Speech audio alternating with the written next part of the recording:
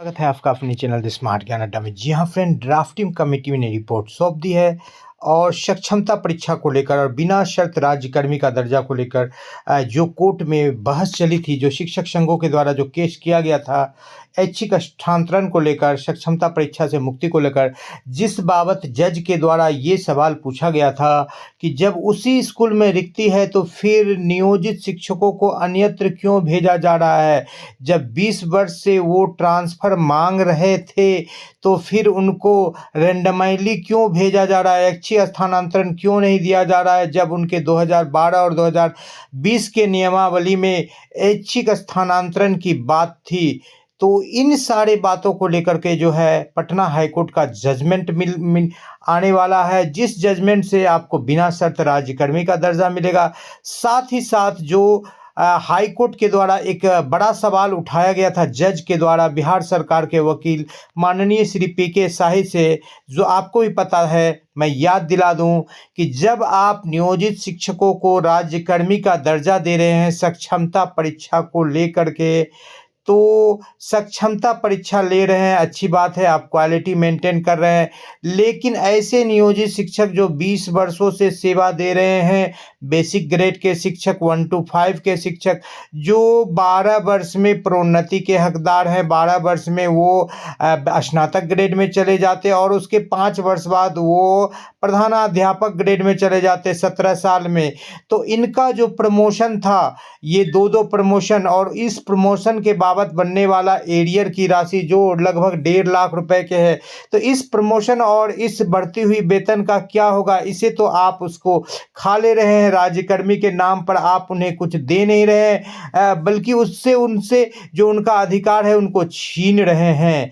और यदि आप डायरेक्ट उनको नियुक्ति पत्र दे रहे हैं त्याग पत्र के बाद, तब तो और भी बड़ी बात है। ठीक इसी तरह का बात है स्नातक ग्रेड शिक्षकों के साथ। जब स्नातक ग्रेड के शिक्षकों ने ज्वाइनिंग की थी, तब 6 to 8 स्नातक ग्रेड और 9-10 के स्नातक ग्रेड शिक्षकों की एक समान सैलरी थी, 6 to 8, 9 और 9-10 की।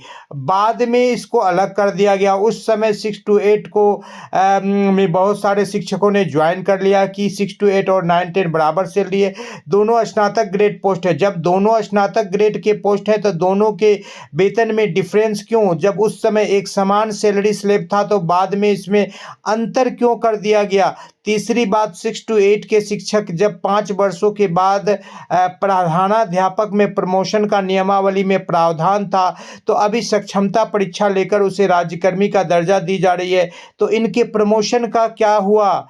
कितने सारे शिक्षकों को जो 6 to 8 में स्नातक ग्रेड में थे प्रधानाध्यापक बनाया गया, एक भी नहीं, 0, जबकि 50% सीटों को भरना था।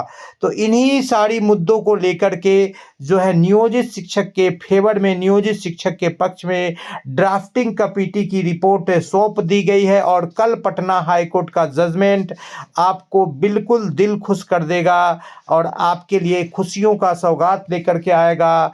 और कहीं ऐसा ना हो कि जो सक्षमता परीक्षा का रिजल्ट आया है वो आपका निरस्त हो जाए, समाप्त हो जाए, और ऐसे शिक्षक जो सक्षमता परीक्षा नहीं दिए हैं उनको भी राज्यकर्मी का दर्जा मिल जाए और जो दिए हैं उनको भी राज्यकर्मी का दर्जा मिल जाए, सभी शिक्षकों को बिना शर्त राज्यकर्मी का दर्जा मिल जाए।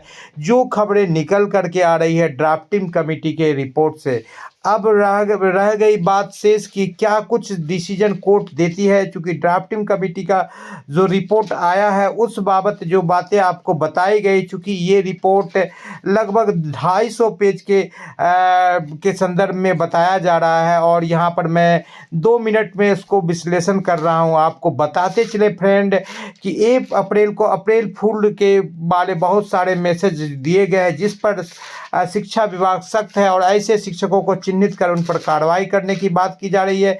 साथ ही साथ जो लोग लोकसभा चुनाव से अपने ड्यूटी को कटवा रहे हैं उनको जो है मेडिकल टीम बैठा रही है। सरकार से द स्मार्ट ज्ञान अड्डा ये मांग करती है कि जब नियोजित शिक्षक जो सक्षम नहीं है, ऐसे शिक्षक जिन्होंने सक्षमता परीक्षा नहीं दिया या पास नहीं किया, ऐसे शिक्षकों को भी आपने प्रिजाइडिंग का ड्यूटी दे दिया है, मजिस्ट्रेट बना दिया है, तो इस तरह के दोहरा मापदंड क्यों? जब वो सक्षम नहीं है तो फिर उनको पीठासीन पदाधिकारी क्यों बनाया जा रहा है?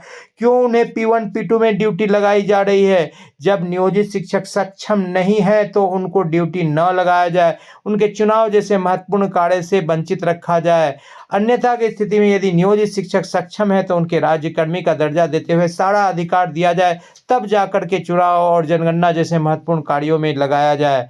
तो ये तो हो गई बात चुनाव की, और ये तो हो गई बात अप्रैल फूल से रिलेटेड मैसेज की। जो बड़ी बात निकल करके आ रही है, पटना हाई कोर्ट का कल जजमेंट आने वाला है, जो ड्राफ्टिंग कमेटी की रिपोर्ट निकल करके आ रही है। नियोजित शिक्षकों के बिल्कुल पक्ष में ये डिसीजन होता हुआ दिख रहा है, चाहे प्रोन्नति की बात हो, चाहे ऐच्छिक स्थानांतरण की, चाहे सक्षमता परीक्षा मुक्ति की, चाहे बिना शर्त राज्यकर्मी की। जी हाँ फ्रेंड, इसी उम्मीद के साथ कि आपको इन चारों पहलुओं पर बिल्कुल गुड न्यूज़, अच्छी सी खबर सुनने को कल मिलेगी। मैं सुनाऊंगा आपको। इसी उम्मीद के साथ आपसे आपका दोस्त और विदा लेता है। न पैसा लगता है न खर्चा लगता है, सब्सक्राइब कर दीजिए फ्रेंड, अच्छा लगता है।